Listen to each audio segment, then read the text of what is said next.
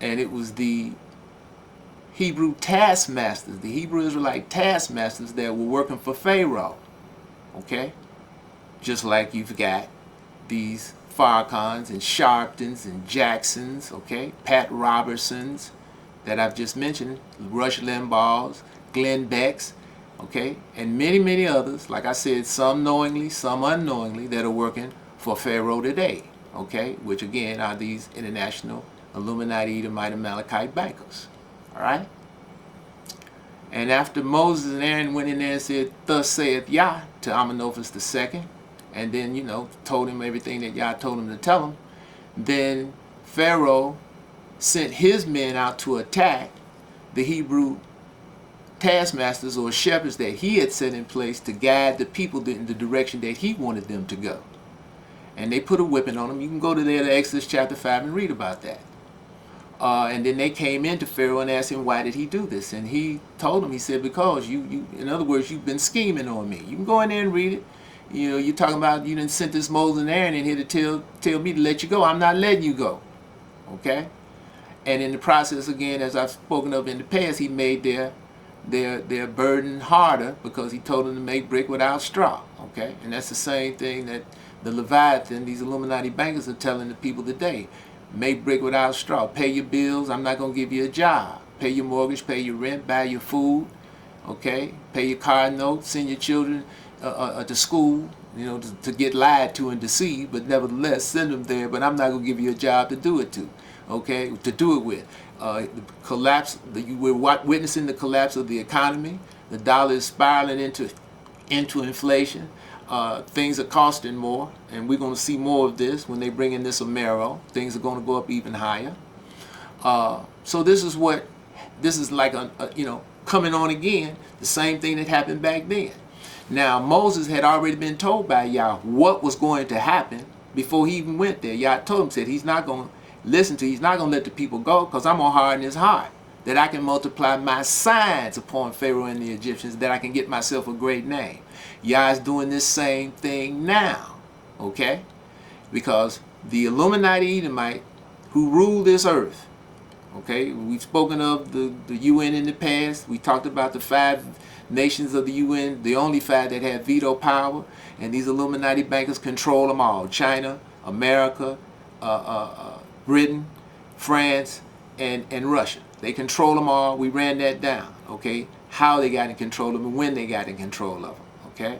So they're running the UN, they're running the world, as it was prophesied in Genesis chapter 27. Now in Farrakhan's speech, when he got to talking about the birth of the 2 children, okay, Esau and Jacob, that Rebekah bore, the wife of Isaac, the son of Abraham, okay, the one that was to carry the vision, not Ishmael, the oldest, but Isaac, who was going to carry the vision of Yah, okay?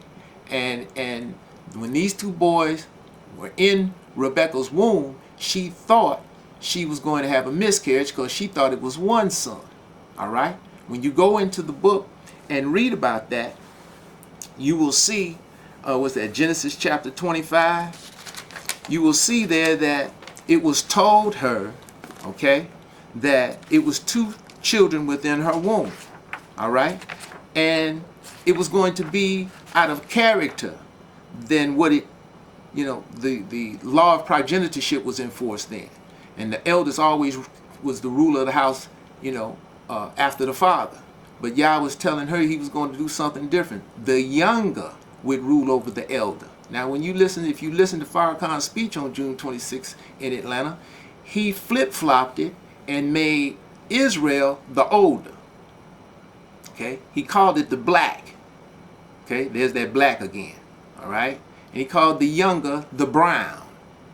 Okay? But he tells you that the younger became the white Jew. That's Esau. So he flip-flopped it. Follow me? And he's supposed to be a student of this book. All right? But it doesn't seem that way because he flip-flopped that. That's not how it reads in this book. All right? Jacob was the younger. Esau was the older. Okay? Then he goes on to talk about how Jacob stole the blessing. Whereas if you read this book in Genesis, you will see was it Genesis chapter 27? Because you read about the boy's birth in Genesis chapter 25, all right? And how Rebekah was told that it was two nations within her womb because they were struggling. And the essence of that is that these two boys were opposites.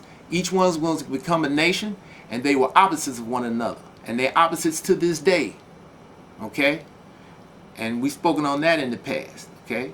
Jacob, who spawned the children of Israel, all right, came out of him, the 12 boys who became the nation of Israel. When they are serving Yah, the light of Yah is coming through them, okay?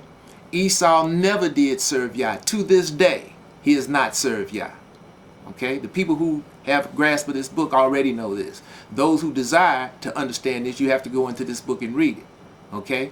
But Esau has never served Yah to this day. That's why he sold his birthright for a bowl of red beans, some bread, and something to drink.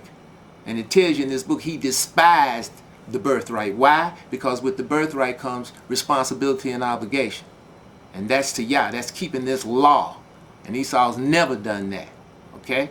Now, when you go to chapter 27 and read about how this blessing was given, okay, and how it was gotten by Jacob, again, this was just the fulfillment of what was told their mother before they were born.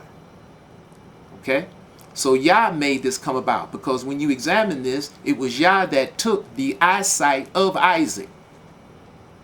Okay? And why did he take the eyesight of Isaac? Because Isaac put himself before Yah, which he had already been told when Yah told Abram to bring Isaac up on the mountain and sacrifice him to him. And you can go in this book and read about that.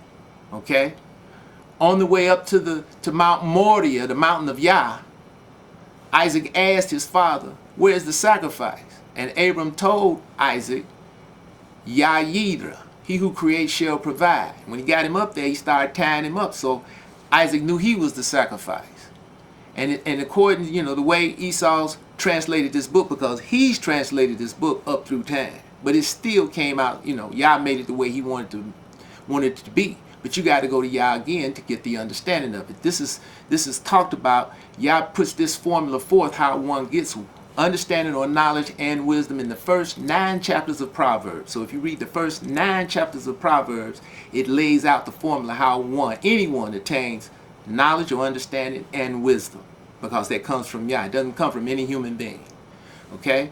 And when Abraham got ready to kill Isaac, according to this book, it says that Yah stopped Abram and said, "Don't kill the boy, Abram, for now I know that you would withhold nothing from me." Well, we know that Yah didn't say that to Abram. He didn't say now he knew, because everything is before Yah.